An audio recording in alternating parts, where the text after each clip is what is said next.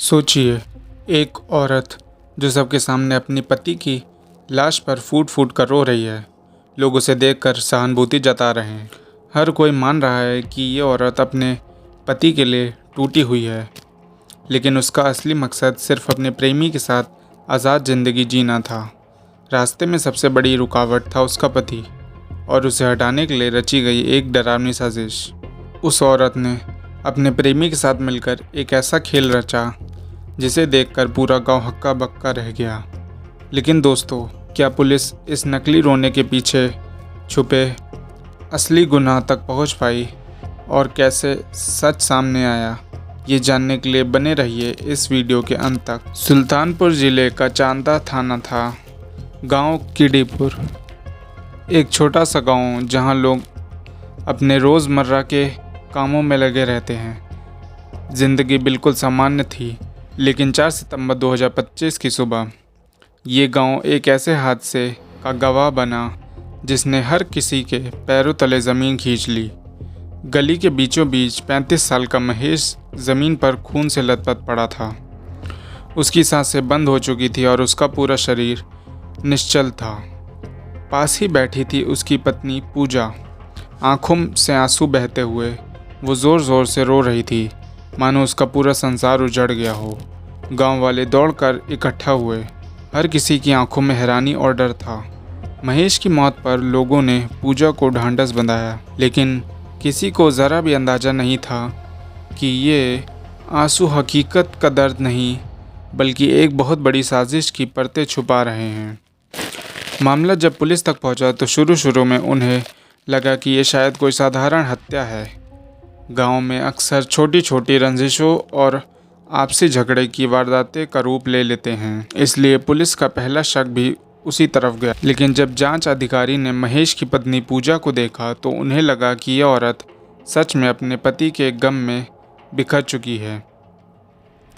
उसकी आंखों से आंसू थमने का नाम ही नहीं ले रहे थे।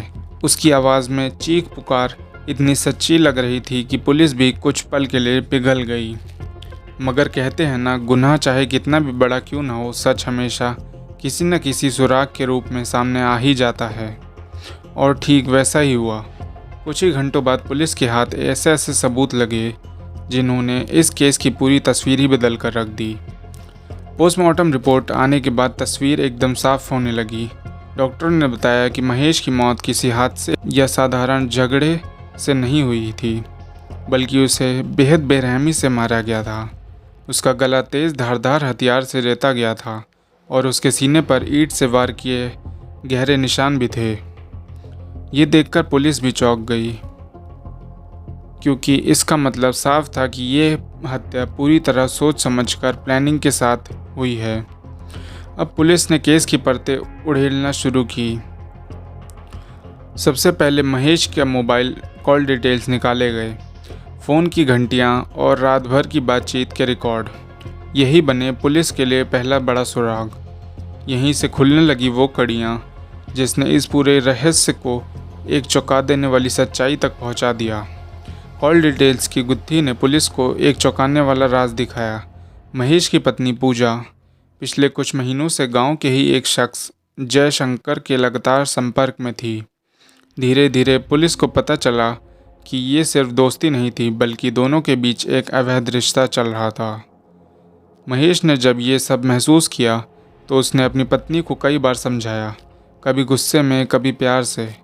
वो चाहता था कि उसकी पत्नी इस रिश्ते से बाहर आकर घर परिवार को बचा ले, लेकिन पूजा और जयशंकर के लिए अब ये रिश्ता एक ज़िद बन चुका था। उनके सामने सबसे बड़ा रोड़ा था महेश, और तभी उन्होंने एक खतरनाक फैसला लिया। अगर ये रिश्ता बचाना है तो महेश को ज़िंदा नहीं रहना पड़ेगा। यानी एक पति का प्यार, उसकी वफादारी उसी के लिए मौत का कारण बन गई। 3 सितंबर की रात गांव की गलियां सन्नाटे में डूबी थी, लेकिन एक घर के भीतर मौत की एक साजिश अपने आखिरी पड़ाव पर पहुंच चुकी थी।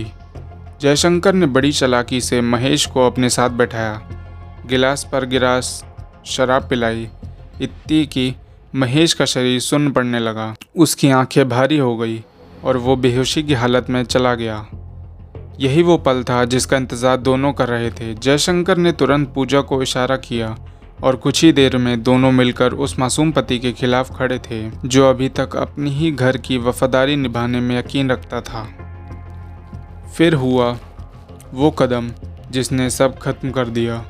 जयशंकर ने तेज धार वाले चाकू से महेश का गला रेत दिया और जैसे ही ये काफ़ी नहीं था, पूजा ने ही अपने पति के सीने पर ईंट से वार कर उसकी सांसें हमेशा के लिए छीन ली। महेश का शरीर वहीं खून से लथपथ गिर पड़ा। रात के उस सन्नाटे में उसकी दर्दनाक चीखें भी बाहर ना निकल सकी। लेकिन कहानी यह खत्म नहीं हुई, क्योंकि असली ड्रामा तो सुबह होने पर शुरू होना था, जब वही पत्नी जिसने अपने पति को मारा था, लोगों के सामने उसकी लाश पर फूट फूट कर रोने वाली थी। सुबह की पहली किरणें गांव में फैली और उसी के साथ गूंजने वाली एक औरत की चीखें भी। पूजा जोर जोर से रो रही थी, उसकी आवाज़ पूरे गांव में गूंज रही थी। वो महेश की लाश से लिपट कर बार बार कह रही थी, हे भगवान, मेरे पति को किसने मार डाला? कौन है जिसने मेरा सब कुछ छीन लिया? उसकी चीखें इतनी दर्दनाक थी कि वहाँ मौजूद लोग भी अपने आंसू नहीं रोक पाए। गांव वाले सोच रहे थे कि यह औरत तो अपने पति के लिए बिना कैसे जी पाएगी। हर कोई उसकी मासूमियत और उसके दर्द पर भरोसा कर रहा था, लेकिन किसी को ज़रा भी अंदाज़ा नहीं था कि ये आंसू, ये चिल्लाहट, ये मातम सिर्फ एक नकाब था। असलियत ये थी कि जिस औरत को सभी सहमी हुई, टूटी हुई समझ रहे थे, वो औरत अपने ही पति के खून से हाथ रंग चुकी थी। पुलिस की टीम ने जैसे जैसे जांच आगे बढ़ाई, वैसे वैसे केस की गुत्थी सुलझने लगी। जब अधिकारियों ने सीसीटीवी फुटेज और कॉल रिकॉर्ड्स खंगालना शुरू किया, तो धीरे धीरे सारा राज सामने आने लगा। फुटेज में साफ दिखा कि पूजा और जयशंकर रात भर मिलते जुलते रहे। उनकी बार बार की बातचीत और गुप्त मुलाकातें अब किसी से छुपी नहीं थी। जिन्हें वो अपने गुनाह का सबसे बड़े हथियार समझ रहे थे, वही बातें बन गई पुलिस के लिए सबसे बड़ा सबूत। अब शक की कोई गुंजाइश नहीं थी। पुलिस ने पूजा और जयशंकर दोनों को हिरासत में ले लिया। गिरफ्तारी के बाद पूछताछ शुरू हुई।